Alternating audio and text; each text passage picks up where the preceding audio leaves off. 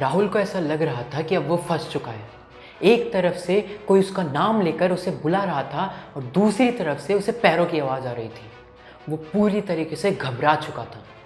वो ये सब सोच ही रहा था, उसका दिमाग इन सारी चीज़ों से भर गया था कि अचानक से किसी ने उसके कंधे पे हाथ रखा।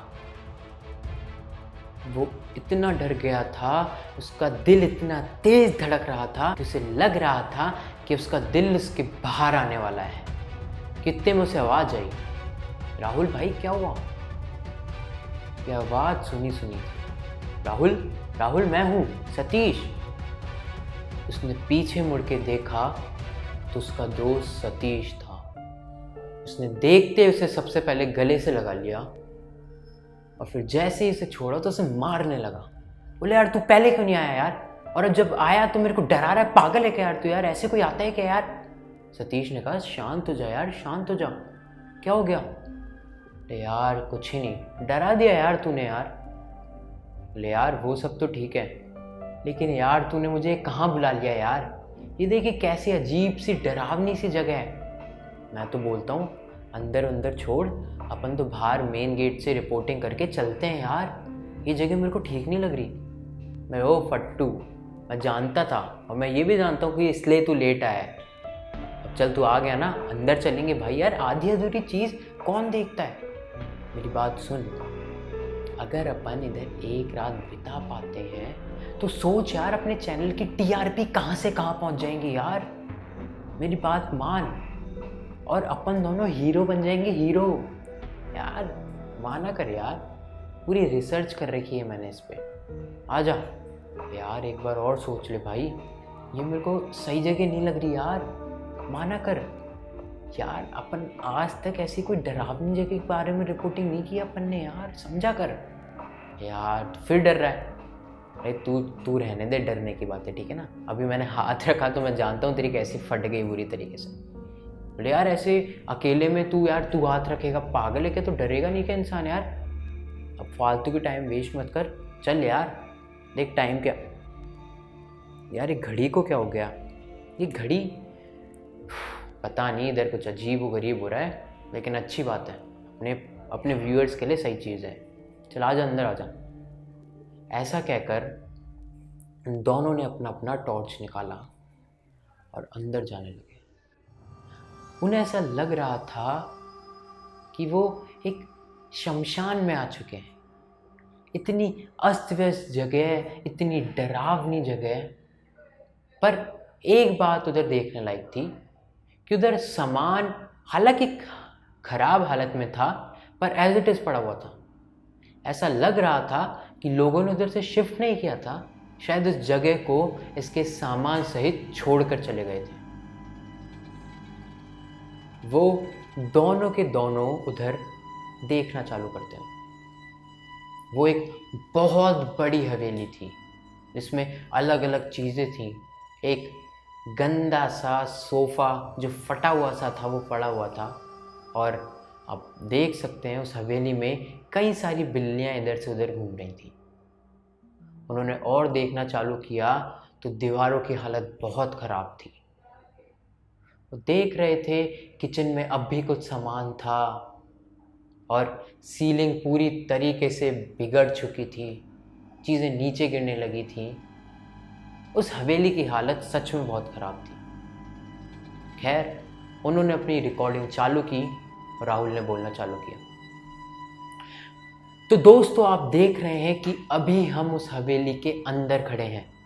अगर आप चारों तरफ देखेंगे तो ये बहुत ही बुरी हालत में है अभी हवेली। इस हवेली के बारे में कई सारी बातें होती हैं, कई सारी कहानियां हैं इस हवेली के पीछे। माना जाता है धीर चंद अपनी वाइफ और पूरी फैमिली के साथ इस हवेली में रहते थे, लेकिन उनका जो बेटा था उनकी प्रॉपर्टी हड़पने के मामले में था, इसलिए उसने उन्हें जहर देकर मार दिया। उसे उनकी प्रॉपर्टी तो मिल गई, पर लोगों के मुताबिक उनकी प्रॉपर्टी के साथ साथ उनकी आत्मा भी उसे मिल गई। आज हम पता लगाएंगे कि इस बात में कितना दम है और कितना नहीं। आज मैं और मेरा कैमरामैन दोस्त सतीश यहाँ पूरी रात रुकेंगे और इसकी लाइव रिकॉर्डिंग करेंगे। फिर देखते हैं कौन किसकी आत्मा कहाँ है। तो चलिए शुरू करते हैं। ऐसा कहकर उसने वहाँ पे कैमरा सेट कर दिया। वो दोनों आसपास देखने लगे। उन दोनों ने अपना जो घर से कैंप लाए थे छोटा सा, वो अंदर ही हॉल में थोड़ी सी जगह करके बिछा दिया। उन्होंने फिर कैमरा उठाया और उस कैमरा को हवेली के अलग अलग हिस्से में ले गए। वो देख रहे थे कि इतनी देर में राहुल ने देखा कि हॉल में एक बहुत बड़ी सारी पेंटिंग एक किसी बुज़ुर्ग इंसान की है। उसने कैमरा को उधर एम किया और उसने कहा, दोस्तों देखिए, शायद मेरे हिसाब से यही धीरचंद है। उसने कैमरा को नीचे साइड में रखा और उधर गया तो उस पेंटिंग पे बहुत धूल हो रही थी। उसने हाथ से उस पेंटिंग को साफ़ करना चाहा।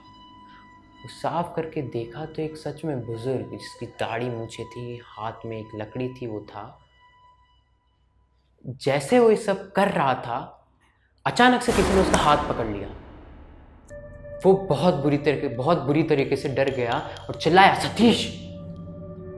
सतीश दूसरी तरफ से भागा भागा आया। बोले, क्या हुआ क्या हुआ क्या हुआ? बोले, यार इस पेंटिंग ने मेरा हाथ पकड़ लिया। किसने?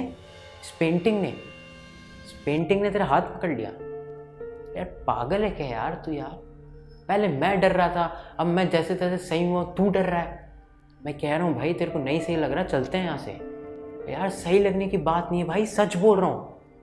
यार अब तू चाहता है मैं तेरे पे ये विश्वास करूँ कि एक पेंटिंग ने तेरा हाथ पकड़ लिया। बात ठीक है भाई, मैं कहता हूँ भाई तेरे को सही नहीं लग रहा है, चलते हैं यहाँ से यार, अपन कोई और जगह देख लेंगे, अभी है टाइम यार, मैं बात कर लूँगा बॉस से।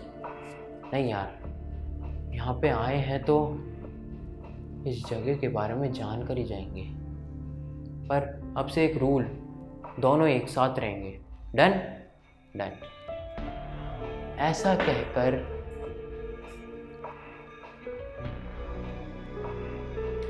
कहकर वो दोनों उस हवेली में थोड़ी देर तक घूमते रहे। उधर एक बड़ा सारा बेडरूम था, जिसके अंदर जैसे ही वो घुसे तो खूब सारी चमगादड़ वहां से बाहर निकली। उन्हें लग रहा था कि ये हवेली में आए हैं कि जंगल में। खैर उस बेडरूम में उस हॉल वाली फ़ोटो से भी एक बहुत बड़ी फ़ोटो थी, जिसके अंदर धीरचंद अपनी पूरी फैमिली के साथ थे। उन्होंने उसकी कई सारी फ़ोटोज़ ली और साथ के साथ रिकॉर्डिंग भी बना रहे थे। खैर जब उन्हें लगा कि काफ़ी देर हो चुकी है, तो उन्होंने जो कैंप लगाया था, उन्हें निश्चय किया कि सोते हैं। वो दोनों के दोनों थोड़ी देर के लिए लेट से गए और कैमरा उन्होंने वहीं रख दिया। राहुल को ऐसा लगा कि कोई वहां से आया धीरे धीरे धीरे और उसने उसकी गर्दन पकड़ ली। गर्दन पकड़ के वो उसकी गर्दन दबाने लगा बहुत जोरों से। राहुल सतीश को जगाना चाह रहा था पर जगा ही नहीं पा रहा था। उसके हाथ सतीश तक पहुंच ही नहीं पा रहे थे और ऐसा लग रहा था उसकी सांस जा रही है। वो चिल्लाना चाह रहा था पर उसके मुंह से आवाज ही नहीं निकल रही थी। वो बहुत बुरी तरीके से डर गया था। वो कुछ और सोचता इससे पहले उसकी आंख खुल गई और उसे पता चला कि वो सपना देख रहा है। उसने आसपास देखा तो सतीश सो चुका था। उसने अपना बैग खोला, उसमें से पानी की बोतल निकाली और पानी पिया। उसने आसपास देखा तो वही अंधेरा हो रहा था। वो वापस थोड़ी देर के लिए लेटा, पर अब की बार उसे नींद नहीं आ रही थी। वो लेटा ही था, वो कुछ सोच ही रहा था कि अचानक से उसे फिर वही आवाज़ आती है। उसे लगता है कि कोई उसे बुला रहा है। वो आसपास देखता है। वो चाहता था कि वो सतीश को जगा दे, पर उसने सोचा नहीं, वो समझेगा कि ये फिर से डर रहा है। उसने टॉर्च उठाई और देखना चालू किया कि ये आवाज़ आखिर आ कहाँ से रही है। उसने देखा कि वो आवाज़ उस बड़े वाले बेडरूम से आ रही है। वो आगे जा रहा था, जा रहा था, जा रहा था। वो जैसे उस बेडरूम में घुसा तो उसे पता चला कि वो आवाज़ उस पेंटिंग पे से आ रही थी। उसने उस पेंटिंग की तरफ देखा तो उसे कुछ उधर हिलता हुआ नज़र नहीं आया। वो आगे आया, वो उस कमरे के बीचों बीच ही पहुंचा था कि अचानक से उस कमरे का गेट बंद हो गया। वो बहुत बुरी तरीके से डर गया। वो भागकर उस गेट की तरफ गया और उसे बजाने लगा। वो चिल्ला रहा था, सतीश भाई, सतीश, सतीश खोल इसे। वो चिल्ला ही रहा था कि उसे ऐसा लगा कि उसके पीछे से कोई आ रहा है जो उसे पकड़ने की फिराक में है। वो और ज़ोरों से गेट बजाने लग गया। वो जानता था कोई आ रहा है, पर उसने इतनी हिम्मत नहीं की कि वो पीछे मुड़ के देखे। वो और तेज़ बजा रहा था। उसे लगा कि कोई उसकी तरफ पहुंच ही गया। कितनी देर में गेट खुल गया और सतीश बोला, क्या हुआ भाई, फिर से क्यों चिल्ला रहा है? वो कुछ बोलता उससे पहले राहुल बोला, भाई यहाँ से भाग। उसने अपना बैग उठाया, सतीश को कहा कैमरा उठा, और वो दोनों वहाँ से भागे। राहुल आगे आगे बहुत तेज़ से भाग रहा था। उसे पता ही नहीं चला कि कब वो डॉली कूद गया।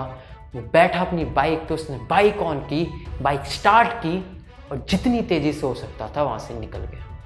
अगर आपको इस कहानी में आगे जानना है क्या होता है तो आपको इसका तीसरा पार्ट देखना होगा। अगर आपने अभी तक इसका पहला पार्ट नहीं देखा है तो उसका लिंक मैंने आपको डिस्क्रिप्शन बॉक्स में दे दिया है। अगर आपने अभी तक मेरे चैनल द कवि शर्मा को लाइक नहीं किया है, सब्सक्राइब नहीं किया है तो अभी कीजिए। कमेंट बॉक्स में आप अपने वैल्यूएबल फीडबैक ज़रूर डालिए। Thank you so much for hearing me out.